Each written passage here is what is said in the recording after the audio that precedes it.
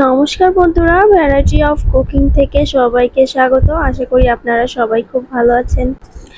বন্ধুরা, আজকে আমি আপনাদেরকে মাছের মাথা দিয়ে মিষ্টি কুমড়োর ঘন্ট করে দেখাবো। দারুণ সুস্বাদু আর খুবই সহজ রেসিপি। অল্প সময়ে ঝটফট তৈরি হয়ে যাবে আজকের রেসিপিটি। তো বন্ধুরা, যারা এখনও আমার চ্যানেলটিকে সাবস্ক্রাইব করে উঠতে পারেননি তারা দয়া করে সাবস্ক্রাইব করে পাশে থাকা বেল আইকনে ক্লিক করে দেবেন। তো বন্ধুরা, চলুন রেসিপিটি শুরু করি। এখানে আমি সরাসরি চুলায় চলে এসেছি। সবার প্রথমে ইলিশ মাছের মাথাটা ভালো করে ভেজে নেব। অবশ্যই খুব ভালো করে লাল লাল করে ভেজে নেব।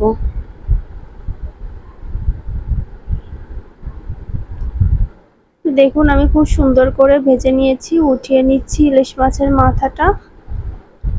এই তেলেই বাকি রান্নাটা করব। তো তার জন্য সবার প্রথমে একটা তেজপাতা ফোড়ন দিলাম, তারপরে দিলাম গোটা জিরে। একটু পোড়া পোড়া করে ভেজে নিচ্ছি। এরপরে এর মধ্যে দিয়ে দিচ্ছি কাঁচা মরিচ আর মিষ্টি কুমড়া। মিষ্টি কুমড়াগুলো আমি পাতলা পাতলা স্লাইস করে কেটে নিয়েছি।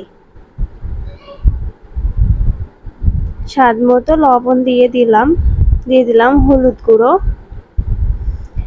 চুলার আঁচটা মিডিয়ামে রেখে খুব সুন্দর করে ভেজে নিতে হবে। এমনভাবে ভেজে নিতে হবে যেন মিষ্টি কুমড়াটা 80% সিদ্ধ হয়ে যায়। তো এবারে আমি ঢাকা দিয়ে দিলাম 3 মিনিটের মতো। 3 মিনিট পর আমি ঢাকনাটা খুলেছি, আর এই সময় চুলার আঁচটা আমি লোতে দিয়ে রেখেছিলাম। তো ঢাকনা খুলে আবার একটু মিডিয়ামে করে নিলাম আঁচটা।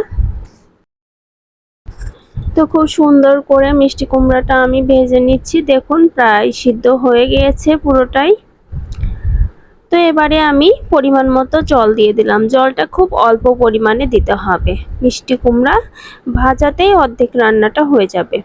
মাছের মাথাগুলো দিয়ে দিচ্ছি, একটু নেড়ে মিশিয়ে দিলাম, আর একটু সামান্য লবণ আর একটু হলুদ অ্যাড করে দিলাম, খুবই অল্প পরিমাণে।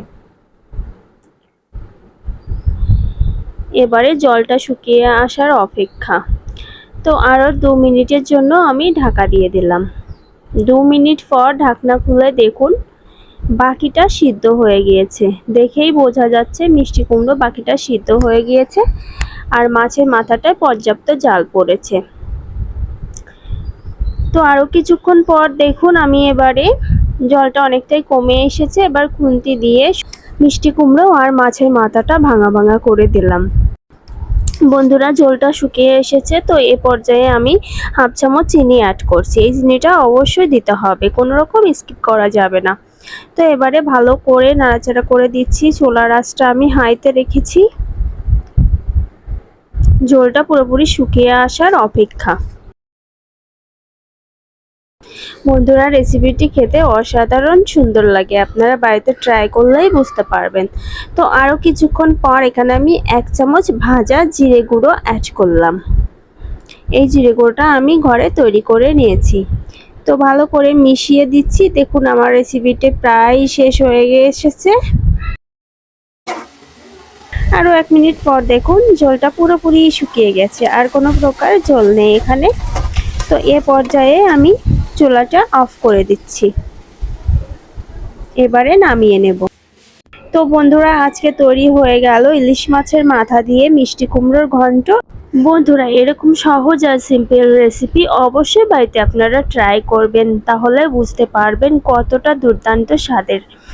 তো বন্ধুরা, যারা এখনও আমার চ্যানেলটিকে সাবস্ক্রাইব করেননি তাদের কাছে অনুরোধ রইল তারা দ্রুত চ্যানেলটিকে সাবস্ক্রাইব করে পাশে থাকা বেল আইকনে ক্লিক করে দেবেন। আর আমার রেসিপিটি ভালো লাগলে অবশ্যই একটা লাইক দেবেন, আর এভাবেই আমার সঙ্গে থাকবেন। তো বন্ধুরা, আজকের মতো বিদায়। ভালো থাকবেন সবাই। এরকমই সুন্দর সহজ সিম্পল রেসিপি নিয়ে হাজির হয়ে যাব আপনাদের মাঝে। তো আজকের মতো বিদায়, টাটা।